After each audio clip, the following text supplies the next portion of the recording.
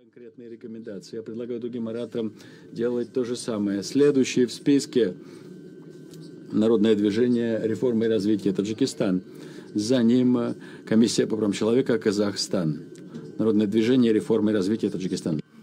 Уважаемые дамы и господа, в 1992 году в Таджикистане насильственным путем с военной поддержкой Российской Федерации пришел к власти Эмомали Рахмон, который убил более 150 тысяч мирных граждан. С того времени в Таджикистане ни разу не проходили свободные демократические выборы. В 2020 году в Таджикистане предстоит парламентские и президентские выборы. В Таджикистане не осталось ни одной политической партии, которая могла бы выдвинуть оппозиционного кандидата, ставший бы реальной альтернативой бессменной тирану Эмомали Рахмону.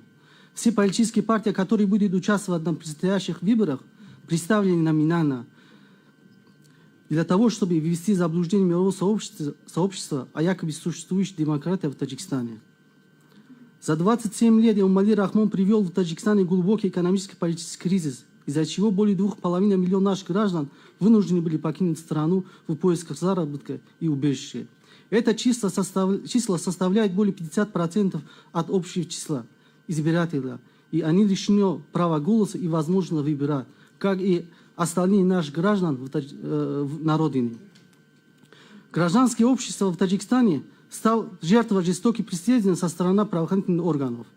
Борьба с оппозицией, расправа над инакомыслящими, запугивание, угроза давления на активистов стала основной работой правоохранительных органов и службы национальной безопасности в Таджикистане. Правозащитники, адвокаты, журналисты... Я прошу по порядку ведения. Мы говорим по тему. I return the floor to the speaker. Слово имеет выступающий снова. Просьба придерживаться темы рабочей сессии. Пожалуйста, продолжайте. Правозащитники, адвокаты, гражданские активисты, оппозиционеры, все они стали для режима Рахмоном экстремистом и террористом. Все денежные средства, гранты, которые европейские страны выделяют для развития демократии, укрепления демократических институтов. Скажите, у меня снова по порядку ведения. Ну, когда вы меня похитили из Российской Федерации, было нормально, да? Ну, здесь мы не базар. Здесь очень высокое собрание. I will now return. Я снова верну слово выступающему и попрошу выступающего придерживаться обсуждаемой темы. Куда относится демократия на локальном, местном, региональном уровнях? Пожалуйста, вернитесь к этой теме и остановитесь на этих вопросах, которые мы обсуждаем. Пожалуйста, продолжайте. Все денежные средства,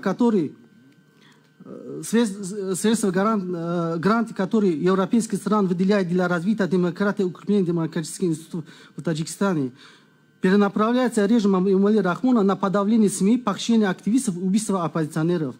Давать какие-то либо рекомендации здесь. I have a point of order again. Please, Tajikistan. У меня снова по порядку ведения. Вы имеете слово, Таджикистан, пожалуйста. Мы очень относимся к вам очень уважительно. Это собрание надо превратить какой-то называть президента государства, участника фюрером. Кому это позволено? Таких людей не надо допускать здесь. Раз мы такое высокое собрание, пусть говорит, как мы все говорим. Никому не демократии не дает никому права. Уважаемый президент Таджикистана, я предлагаю вам осуществить право на ответ в конце сессии. А тем временем я, верно, возвращаю слово выступающему. Давать какие-то либо рекомендации здесь посланника режима Рахмона не имеет смысла.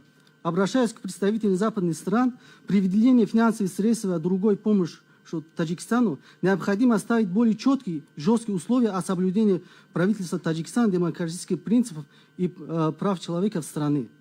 Также просим государства-участников ОБСЕ оказывать давление на режим Рахмона о выполнении полностью объема всех взятых международных обязательств в сфере прав человека в стране. Не на словах, а на деле.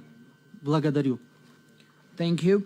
The next speaker. Спасибо. Следующим по списку выступает